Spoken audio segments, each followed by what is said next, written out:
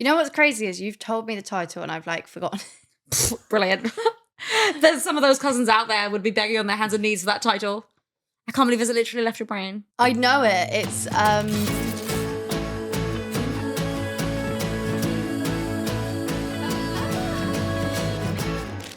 Hey guys, welcome back to Twinhood. Woohoo! Cousins, I'm Ellen Peters. And I am Maisie Peters. And together we are Twinhood. Hood. Okay. Really in sync as always. Love that. What's been going on? What's been going on? I'm actually in my gym wear. Have you been to the gym today? I have been Are you to better the than gym. everyone I else? have been to the gym. Oh my God. I've actually been really good recently. I'm like aiming for 3 times a week. Like that is the golden number. I'm getting it done in the weekdays so that I can have my weekends just to chill. And I'm turning it into something enjoyable. You are. You're really on your grind. And my thing is like lunchtimes. That is when like I am at my best. Like mornings too early. After work, CBA.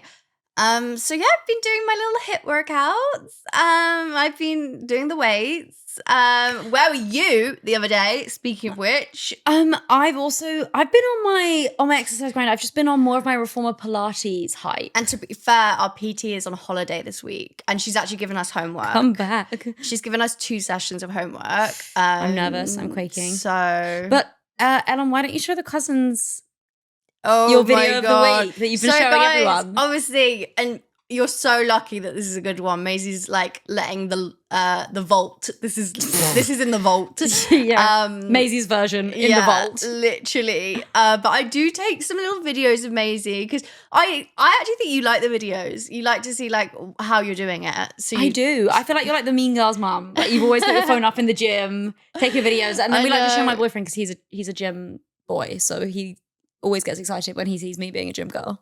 Yeah. But Ellen got a video of me the last time we were at the PT, and tell me why I'm just sort of giving Jason Momoa. Like, tell me why I'm giving strongest girl in the world. Literally. Okay, so we're going to show the video on the screen now. Enjoy that. And for the girls that are listening, let me just audio narrate it to you. I look so strong. I look like I could break a car with my shoulders. And what are you doing? What's the exercise I'm doing called? a pull-up, not to brag. Assisted. Okay, fine. I'm doing an assisted pull-up. And my back, I've just, it's never looked better. I didn't even know backs looked like that. I didn't even know there were that many muscles in them. Thing is, okay, I'm like a good like extra Maisie. Like it's like I've got 2 Maisies. You know, Maybe you ate the other one of me in the womb. rude. You know, I'm a little larger, but not like I'm larger than life. But like I am, I'm just a bit bigger than you. Yeah, you're taller than me. Taller, bigger. She's a bit louder. Oh, you're quoting the song. Anyway, I am a bit bigger. So I'm like, well, I've got so much more to carry up. Like on that pull-up bar. But this is where I'm really good at like the actual dumbbells. Like I'm good at Ellen's good at a hip thrust. I wonder why. Maisie, that's so naughty. No, I'm really good at chest press as well. You are. You could do with the chest press. Okay, enough. But yeah, we've been slaying in the gym. What else has happened? Now I live with Ellen and her boyfriend. I've really discovered football as a concept, as a sport, as a thing that happens. And the football season is back, and Ellen and her boyfriend are both playing FPL. Are you playing FPL? Is that the word? Yeah, we're playing FPL. Honestly, our relationship is back in the room. Some girls like are like, oh, it started, like there goes my boyfriend for a year. But I'm all in. I love it. You're also really knowledgeable. Like you know so much about it. I know my boys. Obviously I am North London forever. I am a Gooner. Big time. And I know what that means. So yeah, it's exciting. It's really exciting times for us. Fantasy football is where you like predict like the players who are going to do well. And am I beating my boyfriend or am I beating my boyfriend?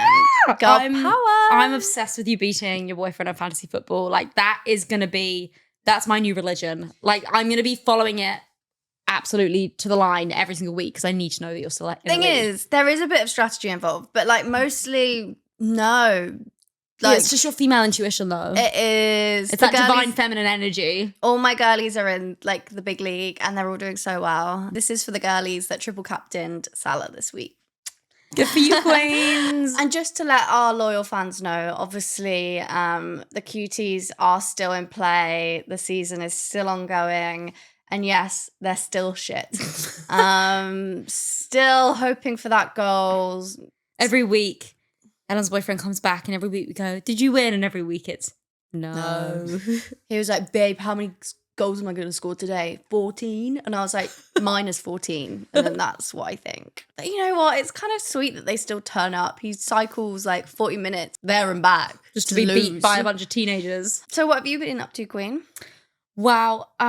In a sort of exploration of our differences, because obviously you've been on your FPL grind, I have been sort of dipping my toe back into my songwriting grind, which I think people maybe think that I write all the time, and definitely I did do that for a couple of years, and other songwriters I know do that. But I found in recent times I feel like I write with way more intention. So when I'm making an album, I write like a lot in that year or in those few months.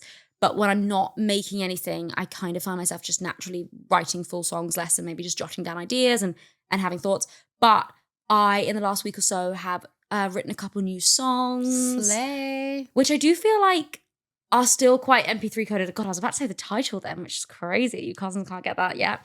I do feel like they're quite MP3 coded, so maybe they'll find their way one day. You know what's crazy is you've told me the title and I've like forgotten.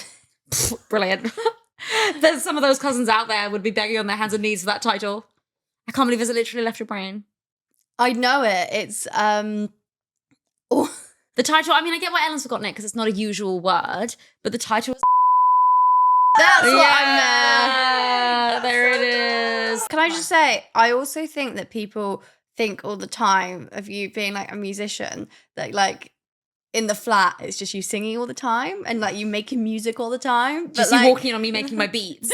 Yeah, I never hear, like I occasionally hear like your keyboard, but honestly it's like never, because it is your job. I do think as well, like I've definitely found as I've got older maybe I like going to the studio to write. And often if I go to the studio when I'm in a sort of writing period, I will write a song in a day. Like it's not like I write 12 songs in a year and they make the album. Welcome to offices. No, that's my office. That's my, oh my God, this is so crazy that I forgot the 9 to 5. That is your 9 to 5 queen. You are more of a office girl than a work from home girl, and that's okay. And so I will go to the studio and I will normally write and finish a whole song in that day. It's not, as I said, it's not like I'm like taking loads and loads of time. But I find that I have to change locations. Literally, I'm not a work from home girl. I have to change locations and put myself into a new space to be like, this is where I'm writing the song. And so, yeah, I find it just much more difficult to finish anything in my bedroom. But I like to start ideas and I like have little verses and choruses. And actually, multiple songs on this new album have choruses that I wrote by myself, that I started by myself just in my bedroom. And then I took those into the studio. So, yeah, I've been starting some new songs, finishing some new songs, which I do still think are definitely in the territory of MP3 still, but maybe they'll, maybe if there's, God forbid, a deluxe. I can't, the cousins are literally hammering their screen, not me talking about a deluxe, but I won't even give them the first single. But maybe one day they'll make the deluxe and we can say, you heard it here first. What's like smaller than an EP? Like a single or an A and a B side? Yeah, they're just like, please. They want a single line. They want a TikTok of me singing it acoustically. But I promise, guys, it's going to be worth your wait. So the comments in the last week have been flooded with love and they've been flooded with hair. Maisie turns around to me the other day and is like, Ellen, have you seen how many comments are about your hair? And I was like, ah. What's so funny, cousins, is that when Ellen first started talking at some length, we could say, about her hair, in my brain, I was like, oh, okay, let's just speed through this. Like, maybe that's not the most scintillating topic for the cousins to hear about. No, because you guys have left so many comments about Ellen's hair. All you're doing is encouraging her. No, we're just girls. We do just love hair. Let us be. So many comments about your natural hair journey. It's like it's the biggest news item of the year. Thing is, you're just like, and like, love. You're a natural queen. You are just this is 100% natural. Whereas like some girls have to dissect their hair into every single possibility. The other day, I was at the pub with my friend and we talked about like our spray water bottles for your hair, for our hair, like the continuous mist. And we were just like, yeah. Carrie Bradshaw already walked so you could run. She did. But it got me thinking about hair and like our different eras. I know we've touched on it in other podcasts. And I was remembering when I went brunette. I know, me, brunette. Feels illegal. It felt, as soon as I did it, I was like, fuck. I do think though, Ellen, this might be a hyperfixation of yours again, because you think it's like when blonde girls go brunette and they're like, I've gone brunette. And is it brunette or is it a dark blonde? Sue me. It was dark for me. It was dark. And you know what? It was dark time. It was, my whole being was off. I felt wrong. Your vibe, your aura. I just didn't feel fun. I just felt like a bit drab. And this is no hate to brunettes, but it just felt like almost like grey. I don't know. It just wasn't me. I was like sauntering through the tube station. I was like, I don't have this. Something feels wrong. I don't have this aura about me. Your normal aura. Yeah. And so, yeah, I had to go back blonde, and I was like doing the walk of shame back to my hairdressers. I can literally feel like the interest in Maisie like fading as I'm saying this. The light in my eyes. No, tell me more about your blonde brunette story. To you, I'm just like... But the cousins liked your hair as well. They did like my hair when I got my roots. They were just done. like, roots, great roots. I know. I always feel, oh, I'm sorry. I used to get, oh my God, but I used to let my roots grow out so badly on tour, because obviously it's a very perilous thing as a blonde, like going to a strange hairdresser. Like, I only want to go to my hairdressers. But then the roots would get so bad. And the most evil thing anyone could do to me on tour was take a picture of the top of my head. I was like, no photos above my eyes. I don't want to see it. Don't send me into those trenches. See, like for me, I'd be like, no pictures under my eyes, because otherwise it's like chin. But no, for you it was you've got chin or you've got roots, and it's two paths. I still find it crazy that some people are just like, roots, like in capital letters. I'm like, guys, let's be kind. Let's be kind. Too right, Ellen. Too right. Anyone listening to this, let's be kind. Like, why do we care that much? Let's choose kindness over roots. But I bet now all the comments are going to be roots. Yeah, literally they'll be like 2 millimeters. They're like, I know. It's me going about my day, just having a normal time. Roots! That's my comment section. It's nice that they care so much about... That's true. I feel blessed to be and honoured to be so heavily in their minds. My roots live in a lot of girls' minds rent-free in the UK at least. I know those girls Are there not other pop stars with roots? Clearly not. I think other pop stars are a bit more on it. I'm more on it than I used to be. My roots, fair enough. They used to be their own microcosm of life. Yeah. I mean, look, you're just a normal down-to-earth girl. Down-to-earth girls have roots. Exactly. Okay, great. I've got my 5 minutes of hair talk on the podcast. Tick, tick, tick, tick, tick. Yay. Ding, ding, ding. Honestly, Maisie was like, what should we talk about today? I was like, I just want to talk about cooking and hair. I was like, we might have to access some more areas of depth. I don't have any. This is all I got for you guys. No. I'm already looking forward to the end when I can tell you guys what we're having for dinner. One thing I want to talk about is, you know how last week we talked about books and how books don't make you cry? Yeah. A book made me cry this week. Was it 1,000 Splendors? Yes. And yeah, I cried twice, and I haven't cried at a book in ages. Wow. And it's weird because we just talked about that. Your stone cold heart. My stone cold heart melted. So yeah, and that was a recommendation from you. You kept telling me to read 1,000 Splendid Suns, and you were so right because I loved it and I gave it 5 stars. Yay. I can't believe I have a Maisie Peters approved book. I know. Speaking of reading, I feel like I cursed myself with like being like, reading slumps. I'm in a bit of a reading slump. And it's not, I know the book is good. It's Hail Mary, Project Hail Mary. And it's like got really good reviews. And I told my colleague at work how I was struggling a bit. And she was like, what?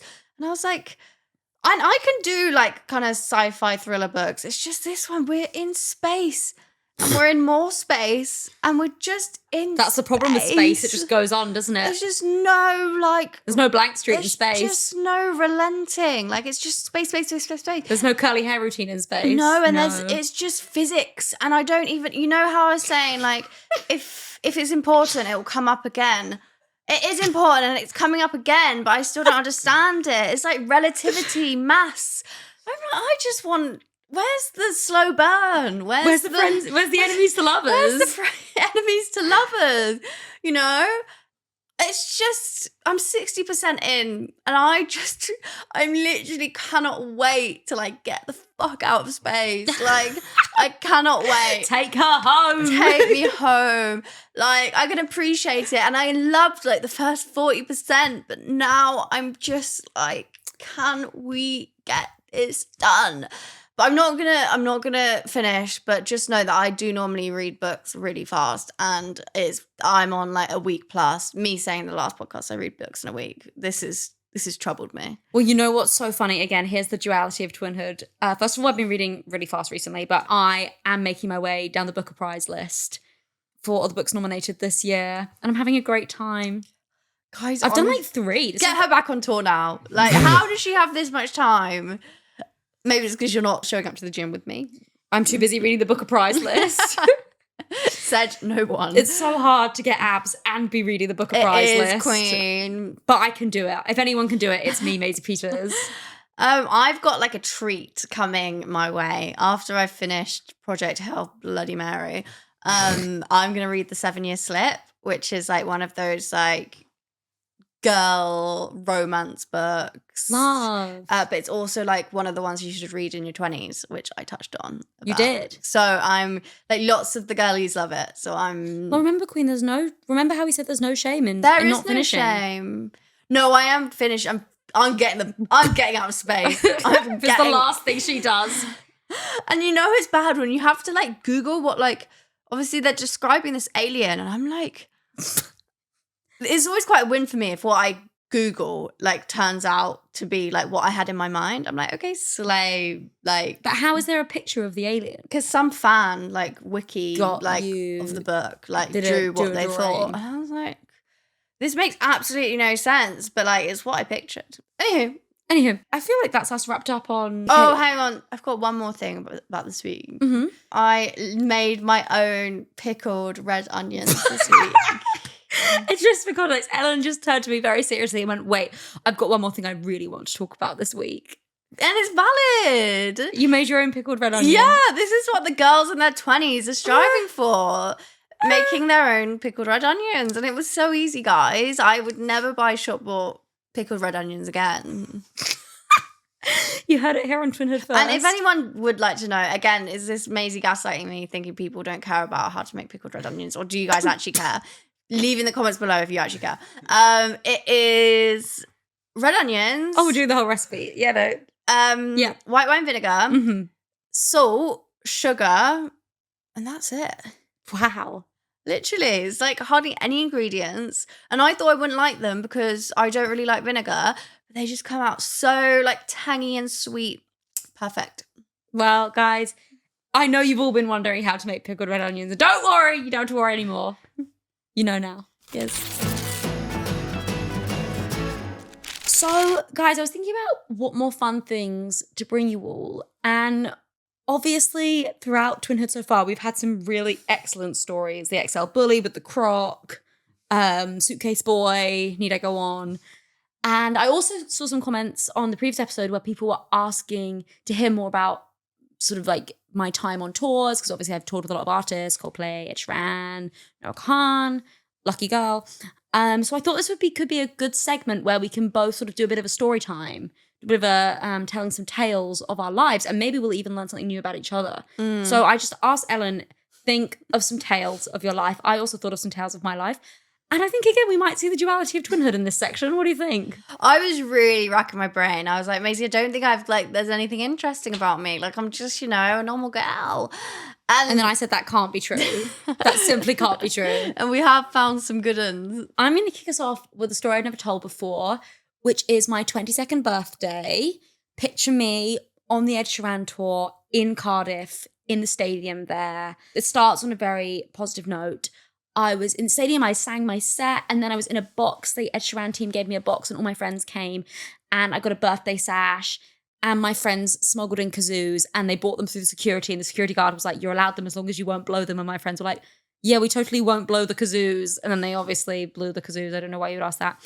And Ed Sheran sang me happy birthday in front of 60,000 people. Highlight of my 22nd year. And then after the show, they threw me like a backstage kind of after party birthday party, which had like I guess, a bunch of my friends, a bunch of Ed Sheran's friends. It was also Nathan on my tour's stag do. So we sort of combined them. So it was my 22nd, his stag do. And we did lots of songs. And there was one moment in which Ed Sheran brought me over a vodka shot, and Man, I Feel Like a Woman started playing, and we all just danced Man, I Feel Like a Woman, and then 22 by Taylor Swift, obviously, with Ed Sheran. But then everyone put up their hands like a human pyramid. And is that what I mean? Like a human pyramid, when like you can run under people's hands. And I was obviously like a little bit white girl wasted at this point, and I was like, this will be so fun. So I ran through the pyramid and I smacked my head on the wall. And that really brought a lot of feelings close to the surface. Sort of had a mild concussion, plus some recent feelings of sadness about a situationship that briefly ended. So then I just cried for like 2 hours. And then... Well, these are meant to be like funny stories. Well, there was sort of some funny bits earlier on with trying to do the dancing, but then I was crying for a few hours. But then... I love how like, you never told me. I know. Is really like, this is what I'm saying. Oh, even sisters. This was, how many years ago? 3 years ago. It's like how she doesn't want to hug. She doesn't want to tell me anything. But this was 3 years ago. Although we were trying to work out what you were doing on a 22nd birthday. I don't know. We couldn't quite reach the bottom of that. That's upsetting. What, me crying? Yeah. Did people like just have to kind of leave or? Like, oh no, everyone like continued on, and then I eventually stopped crying, and then I like started dancing again, and then we went to like another bar, and then I ended up back at my hotel, and I had a lovely little sleep. I feel like this is why you don't really drink much anymore, because you've just had a couple. Liability. Oh, can we please tell the story about how you got so drunk that you Ubered up the road? Yeah, that is a good one. Back in the day when I got so drunk after a date that I Ubered from Brixton Station to my road, and then I like couldn't remember which house was my house that I was lodging in, so then I Ubered from down the road further up the road, and the Uber driver was quite confused. But bless him, he did drive me. You were probably charged like £10 to go up the road. Yeah, I probably was. I mean, I guess good that I found my house in the end. Good for you, Queen. But yeah, that's my 22nd birthday. Crazy times. Okay, maybe I'll like go in with like a slightly more lighthearted one. Yeah, mine had some ups and downs, It did. Yeah, I guess highs we and had the lows. high of Ed Sheeran singing to you. Yeah, there was like 60,000 people, Yeah. and then there was a concussion, and that's beautiful. And getting to do vocal shots and sing, I don't know about you, but I'm feeling like 22 with Ed Sheeran. It was an iconic way to turn 22. So just putting that out there, it was actually a great time. 10 out of 10 would get a concussion again to experience the night. So my 25 years of life, I racked my head for something that, I thought would bring a smile to the cousins. And I landed on, this story has a name, and like all my friends know it by this name. And it is Titty by the Trevi. Me and my boyfriend were on our lovely first romantic holiday to Rome, and we're sauntering through the Rome streets, and we think, okay, we'd already been to the Trevi fountain, but we'd had dinner, and we were like, let's go back to the fountain. And it was like slightly later in the evening, thinking it'll be slightly less busy. We'll be able to take like a nice picture near the fountain. So we get to the fountain, and I'm like, boyfriend, can you please take a picture of me? And he's like, yeah. So I'm just, serving looks by the Trevi fountain, and this woman comes up to me and just like screams something, but she obviously doesn't speak English, and she's just like, ah! And I'm like, okay. And then also, can I just say, my boyfriend is doing nothing. He's just as confused as I am. He's just like, And then she's like, look down. I look down. I've got a whole tit out. A literal whole titty out at the Trevi. And I'm not talking like a nip slip. I am talking the whole thing. And it's only one. So it's just like this awful, like, and it's like kind of elasticated fabric. So it's literally just drooping on one side. And I'm telling you, I'm warm, so it's not even a sexy cold nipple. It's like fully like just out and pale and gross. No, it's not gross. So say that about the girls. I'm just mortified. And the picture, oh my God, the picture is so good. My boyfriend still uses it on all my birthday cards. Like just a blown up picture. Because it's like, literally, I'm just kind of like smizing. I'm kind of like giving my usual pose, like slightly tilt to the side, like, and then there's just a whole tit. Like, And we were saying though, it's actually modern art. We were saying, I bet that's the only, like, that's one of the first tits that's ever, like, seen the Trevi. It's like when you, those TikToks of people, like, showing their dogs the fridge, showing the Trevi fountain. But it's kind of awkward because, like, obviously when you say this story, like, everyone wants to see the picture. And, like, obviously I show the picture to the girls. When my boyfriend tells the story, I can't really, like, be like, boys, do you want to see my baps? Yeah. Can I just say, my digital bleeding footprint, I think about it each time. I'm like, okay. And then, like, you know, this people are seeing this podcast. I know we're small and cute for now, but, like, this is going to come back to bite me in the ass one day. Get to a job interview and I'm like, no, sorry, you spoke about your tit at the Trevi, no job for you. No, if anything, I think is going to enhance your CV. It's going to make you stand out. They were like, isn't that funny girl from that podcast? Oh, it's too good. It's up there. It's really up there. Titty at the Trevi. You heard it here first. Slide. 2K25. So, girls, if you're ever in Rome, say la vie, baps out. I don't even know what that meant. I don't think that's Italian. My next tale that I was thinking of when I was thinking about what the cousins would like to hear, and I feel like they like the sort of backstage goss. When you're on these tours with these big artists, people are always like, do you hang out?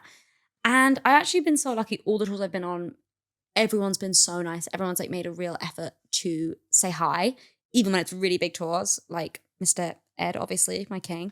But I was thinking about the Coldplay tour and how, I don't think I ever talked about this, but when I was on the Coldplay tour, we were in Budapest, I think, and we were backstage in our dressing room. And we were all like singing really loudly, like we were singing Africa by Toto or something. And then these people tapped on our dressing room door and were like, guys, can you be quiet? Because Chris Martin is next door and he's like working on the next music video. And we were like, oh my God, we're so sorry, we're so sorry. And then like 5 minutes later, who knocks on the door? But it's Chris Martin. And he's like, hey guys, first of all, don't worry. Africa was great. And we're like, thank you, Chris. And then he was like, Maisie, I was actually wondering if you could help me with something. And then I go next door to his dressing room and he's there with an editor and they were editing the music video for a song that had just come out on their album. And it's the Feels Like Falling in Love. And it was a remix and it had this guy who I think was from Budapest and they'd filmed it like the night before in the nighttime when the city was kind of empty. And they had this dancer who was dressed up as a security guard and he was like dancing through the streets. And Chris was so nice and the editor was so nice. And they were like, we were wondering if you give us an opinion on what cut of this music video is your favorite one. And so I was like, yeah, for sure. So I watched both the cuts and I said, I prefer this one. And they were like, thank you so much. And then Chris Martin gave me a Lindt chocolate and was really nice. And then I went on my merry way. And then that was the cut that came out for the music video.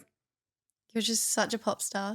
What can I say? Creative director, Coldplay music video editor, assistant editor. You know, I had some sway. You should get them to film at the Trevi next time. Yeah, we didn't go to Italy, but maybe next time. Maybe they'll catch a titty. Mr. Chris, if you wanna go to, is it Rome? Yeah. If you want to go to Rome, you should take Twinhood. We have an extra connection to the Trevi fountain. Please let me redeem myself in a rather huge way. So, well, that's a fun little tale. Fun little tale for the cousins. My tale doesn't involve any A-list celebrities. It just involves me embarrassing myself yet again. So I was at my corporate job. It was quite a large company. And we had something called Beers and Cheers each week, which was just a name screams corporate, like let's try and make us fun. But I took it upon myself. I was like, it had fallen a bit flat. And, I was like, let's revive this. I was young and 21 and just looking for a merry time. And I was like, yes, let's revive this. I'm going to make this my thing. So I'm like, okay, what it normally consisted of is like a game, like something boring like charades or something. And then you just have a drink on a Thursday. That is literally all it was, beers and cheers. So I was like, no. I'm going to turn this up a notch. And you are going to rejuvenate. I'm like, guys, I'm going to do something called the Big Fat Gen Z Quiz. And boy, oh boy. Did you do it? I did it and I slayed it. I can't lie. I put my all into the presentation I did with like, I was like, this was back when it was like the Emily Macro, whatever her name was, like the salmon bowl. Mm-hmm. And that was like a viral thing. And I was like getting people to guess like who bloody like Daddy May Cooks is. And this is too, can I just say, me having absolutely no chill. This wasn't just to like the young'uns, like the juniors. This was to the directors, the CMO. And I'm just like, I'm here for a good time. And one of the questions that I had the directors floored at is, when would you use purr in a sentence? And then I'm pretty sure like the director then said, yeah, I think like bit inappropriate. They were dulling your sparkle. They were dulling my sparkle, so I had to leave. We at Twinhood would never dull your sparkle like that. Yeah, but honestly, the big fat Gen Z quiz, if you were there, you were there. Like, it sounds like a real historic moment. Not me saying to a team of senior leadership people, when would you use purr in a sentence? I'm going to take that into my next record label meeting, I think. Honestly, another question has come to me. How would you describe cottagecore? They were literally shocked. Silenced. Gagged. Some people thought it was like a cat, like purr. I'm like, no, queen. You know what's so funny is that, so Ellen obviously started saying purr a while ago. And then who really joined in on the purr and now says it of his own accord? Our father.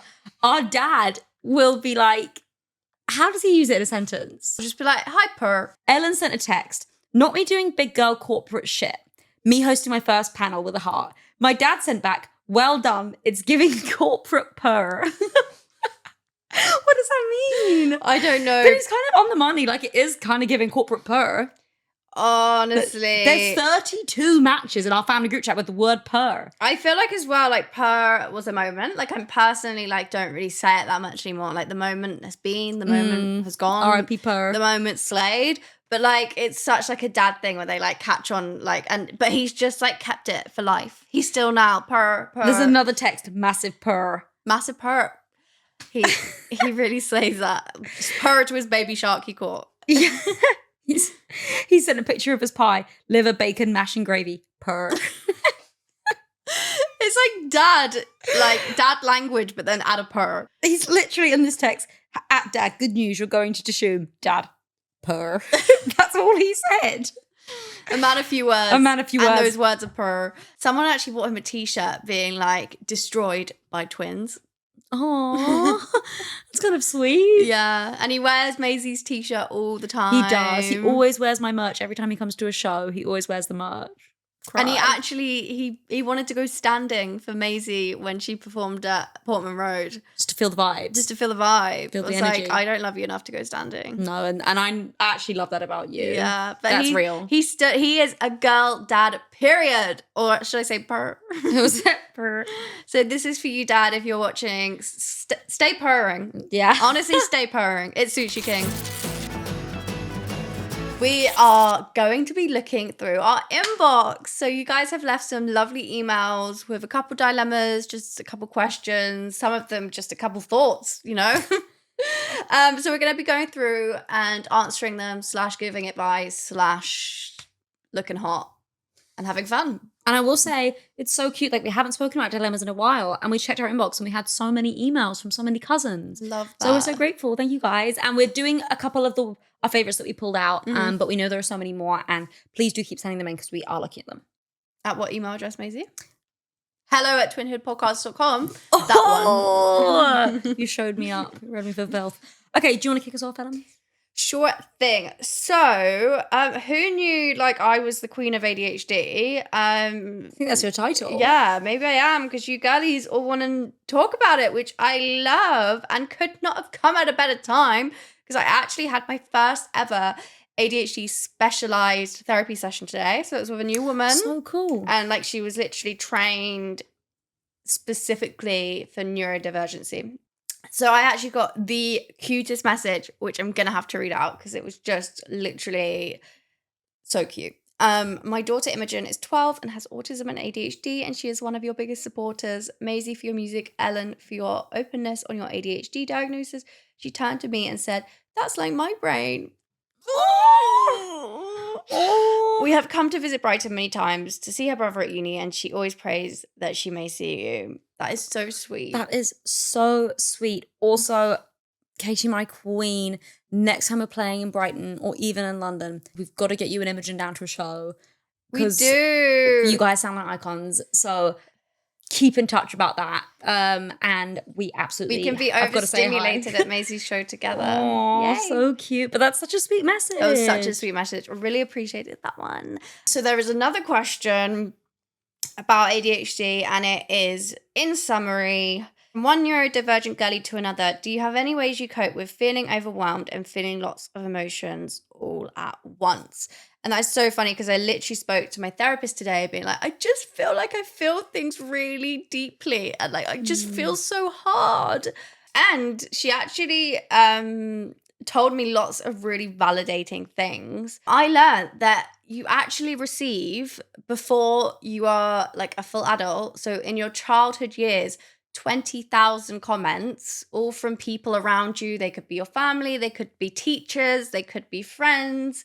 20,000 negative comments that are somehow caused or to do with ADHD symptoms. So you're fighting an uphill battle already. So I was like, slay. As in not slay as in slay for the 20,000 comments, but just as in it's really quite like, God, like no wonder I feel quite just like overwhelmed all the time because I'm just constantly fighting the negativity that's already like, I feel like you're just like set up to fail with ADHD a lot of the time.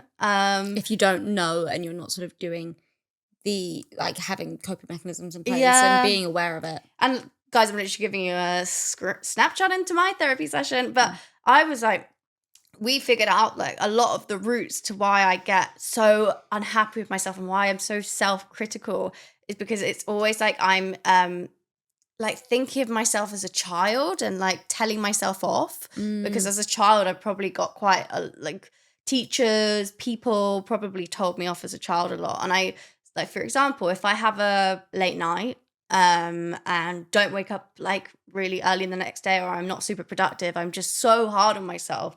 And I think it's because like that's what happened when you were a child. Like you'd get told off by teachers, you'd like your parents would tell you off for staying up late. So it's like I'm in that child mode. So what the therapist told me was you just need to be kinder to yourself and like really reward yourself for small wins because you need it more than anyone to be rewarded by the slightest things because you're already so self-critical. You just need to reward yourself and be kind to yourself. But on the overwhelmed, I'm going to pick out another stat. I took notes, guys. I took notes. Is she got up a whole emotion wheel because I say like I constantly feel a lot of emotions and this is I thought was really nice and really just like, oh my God, it really puts things in perspective. Apparently emotions only last 90 seconds. So I couldn't quite believe this because I feel like I've been feeling some things for like 25 years. But yeah, apparently they only last 90 seconds. And apparently it's really important. Like your head and your heart are connected. And so when you feel deeply, you should just like press, like rub your heart. Maybe it's just like I don't know why. I was just kind of like going along like, yeah, sure. But that's meant to calm you down. And what she was like, I loved the words she used. She was like, be curious about how you're feeling. I love that. Like she, like I'd have been like, how am I feeling? Curious. You need to be curious to like understand and just like, don't just think I'm feeling this. Be curious and think, I'm feeling this, but why am I feeling this? And another thing she said, sorry, I'm literally like, I think this is my A-list celebrity. It's your Chris Martin. Literally. Your ADHD therapist. Another thing she said is like a lot of the times like you react or like when you suddenly start feeling things, it's not actually what's happening. It's like it's like the straw that broke the camel's back. So you got to think like, am I feeling like this because of this? Or is it because X, Y, Z? And so, yeah, those are my little tips from what I learned today. But just think, guys, 20,000 negative comments. Like, we're all doing rather well for even getting here and sitting on this sofa. So 20,000. It's a lot. Say sorry. I didn't say them. You might have. Say sorry. Sorry. Validating, ladies. A win for the neurodiverse. Maisie, if you just apologise for all 20,000 comments. On behalf of the neurotypical, Maisie's sorry. I am sorry for what I've done. I will say, you did remind me, though, of my therapist experience that I've had recently. Queen, how did it go? Well, one thing that my therapist has been talking about is similar to sort of be curious about your own feelings, is getting me to be better at sort of naming my feelings and actually being aware of them. My therapist was like, you're a very reasonable person. Like, apparently I'm just very reasonable and I'm very logical and I'm always quick to sort of explain or counterbalance an argument or be like, but this is fair enough because of X, Y, and Z. And she was like, dreamy. I mean, that's what my therapist is trying to get me.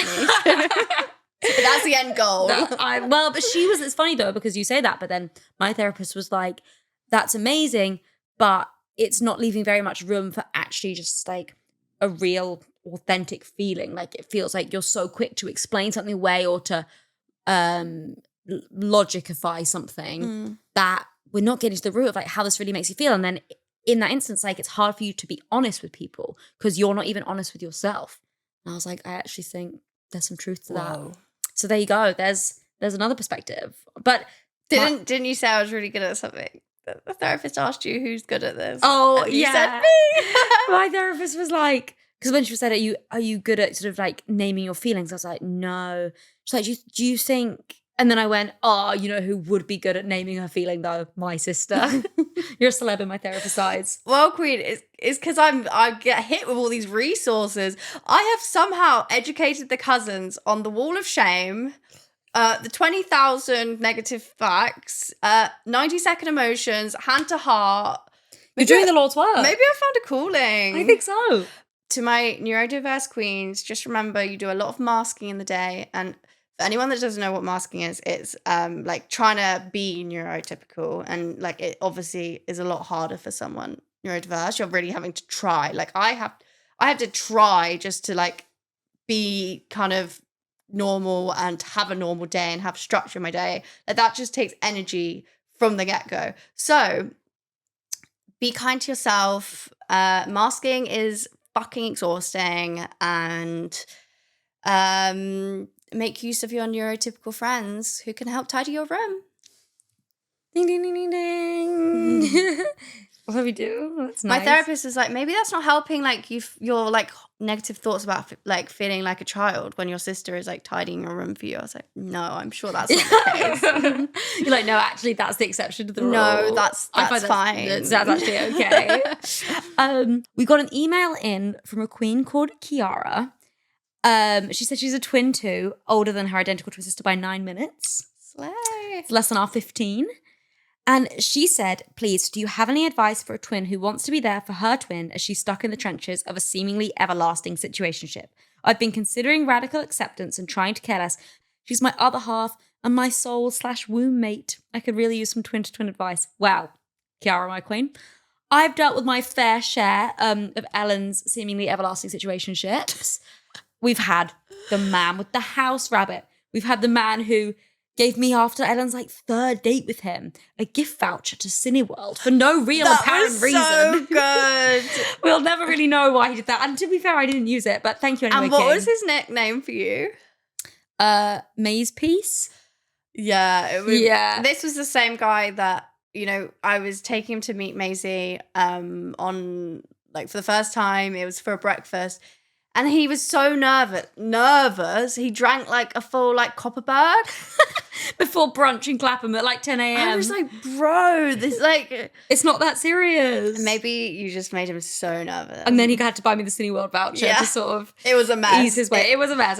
Anyway, I've dealt with my fair share of Ellen's random situationships. And the problem with me is that I am just such an eternal optimist that every single one, I was like, I think he's the one. I would tell my friends, like, I think she's going to marry this one every single time. Literally. The guy who bought you to Centre Parks for your first date with the terrible tasted shirts.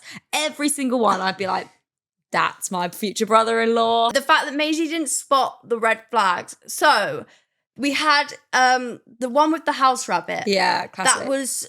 he did play Monopoly with me, though. That was 26. No, yeah. 26, lived with his house rabbit. Yeah. Had to borrow money off me, the 19-year-old student, to pay his rent. No, it's not ideal. Well, I didn't know that at the time. All I knew was that he wanted to play Monopoly with me. Forgive a girl for trying to see the good in him. Queen, he kept his house rabbit in his single room. I know. But this was my problem. I just was such an optimist and a believer in love. And I guess I hadn't been in a relationship at this point. So every time you were in a relationship, I was like, well, I'm sure he's the father of your children. Right? There's no other option. Right, I give you the second example. There was Mr. Centre Park's first date. Lovely guy. But the fact that I once rang you being like, oh my God, we're having a huge argument about Androids versus iPhones. I forgot. Androids versus iPhones. I just wanted a cute little iPhone. And if you're watching this, got the fucking iPhone, all right? Let me live. Jesus wept. I will be using FaceTime. Will you? No, you won't. And I was like, I'm sure you can get over it. I'm sure it's just a blip Queen, in your 60-year love story. I entered his room for the first time. He had England flags. Like, his room was themed England flags. And I'm not talking like Great Britain, United Kingdom, like the Jack flag, whatever it's called. I'm talking the mother freaking flag, the English flag. And I was like, what in the, like, where have I ended up? It was on his curtains. His bed covers. And at this point, it was too late. I was locked in. And I saw those fucking curtains. And I'm still to this day. I was out here planning his 40th birthday, thinking about how he was going to raise my nephews and nieces. I know. Listen, sue me. The Union Jack flag, I'd have thought, bit childish, bit weird, but I'm like, okay. The fucking English flag. Listen, I believed in true love.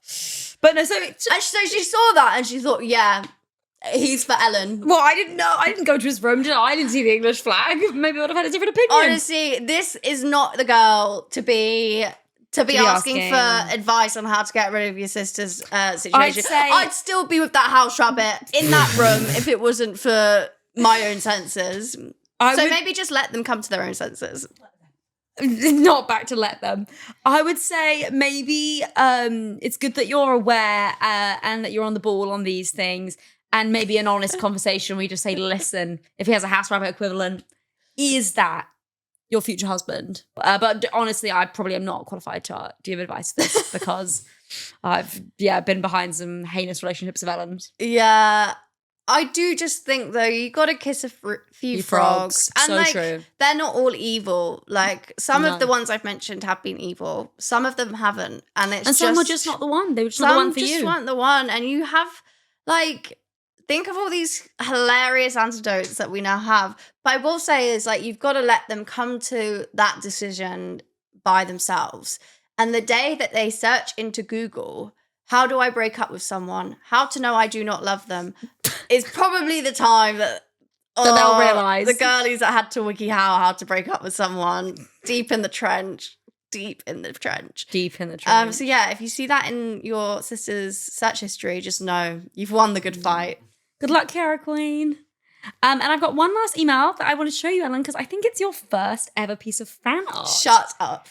Shut the freaking front door. She's gone. I've been given a review in the last week's episode. And now you've got some fan art. Slay, mama.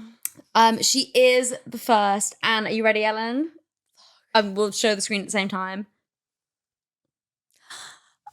Oh, the stat. She's done my cleavage. That's so funny. The girls are looking good. The girls look so great. And the Stanley as well. She's got you down to a T. Oh my God, this is so good. We've got to frame it. I would like an updated one with my now natural hair journey. That's that one comment. but valid. Your one piece of feedback. I would like my natural hair journey to be included. Okay, well, I'll pass that back. And you know, Queen, I am Team Moala these days. Ooh. But no, sorry, I sound really ungrateful. I'm really grateful. She's even done my Bruce Springsteen t-shirt. It's actually amazing. Did she get your cleavage in there? No. No, she didn't get the A-stars. Oh. So we have come to the end Of another iconic episode. And you know what? I've noticed I keep on saying, like, in the episodes, like, expecting our producer Paul to, like, I'm like, oh, this is where it goes sad sound or claps. And he's just like, fuck that, CBA, shut up. So I was going to say, let's put in a sad sound. Boom, boom. Listen, we're still sub 20 episodes. Right now we're still making our own sounds, Queen. Yeah, so true. Paul really said no sound for you. No sound till we're post 20. That's our treat. He said, I'll put every time we say, you can see this picture. He's like, for fuck's sake. Another grey hair grows. Sad sound. Boo. But we'll be back next week. We will. Yay. Ellen, what are you making for dinner tonight? Oh my God, I thought this would never come. So guys, turns out marination is not just on a Friday. It's on a mother freaking Monday. Woo! I've really set the bar high this week. So currently I am marinating some pork belly for homemade banh mi's. Now, both producer Paul and producer Kirsty did not know what a banh mi is. Maybe we're just so cultured and girls of the world, you know, we've traveled, we've been places. But I can confirm it is like a white baguette with like marinated pork belly, pickled carrots, red onions, sriracha, mayo. And it's like an authentic Vietnamese dish. And no one asked, but my favorite type of food to cook is Asian or Italian.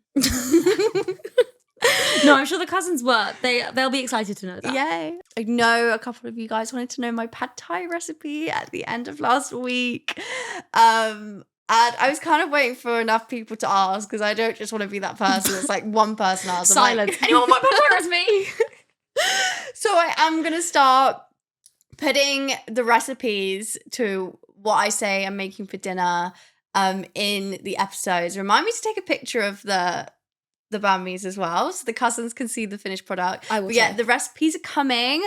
When Maisie one day gives me access to the Twinhood podcast Instagram account. Obviously that day is not soon. So it's for your own good, Queen. Yeah, I'm locked away. So you know what? I'll just send it to Maisie and she can show you guys. I will show you guys, don't you worry. And yeah, it's been a double recipe week with the red onions. God, they are so lucky. And the banh mi. They don't even know how lucky they are. Jesus. Well, thank you so much, everyone, for listening, for watching. Thanks so much. Be sure to head over to the YouTube channel so you can see Ellen's natural hair journey.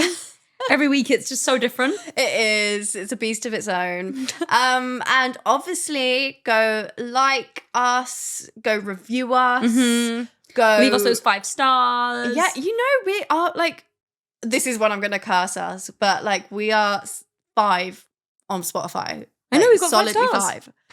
Slay. Iconic. They love us. Leave us a comment. Leave us a comment. You know how much we love the comments. We're always reading them. And, you know, just go listen to it again. Yeah, why not? Right, roll it back. Roll it the frick back. Speaking of Spotify, cousins, I'm sure you're all thrilled to realise that the full theme tune, Ellen's debut, is now back at the end of the episode. We saw your comments saying how much you missed it, Ellen's dulcet tones. And so we had to bring it back. So don't you worry, because if you wait till the very end, you can get another listen. We love you. Love you. Goodbye. Bye. And purr. Purr.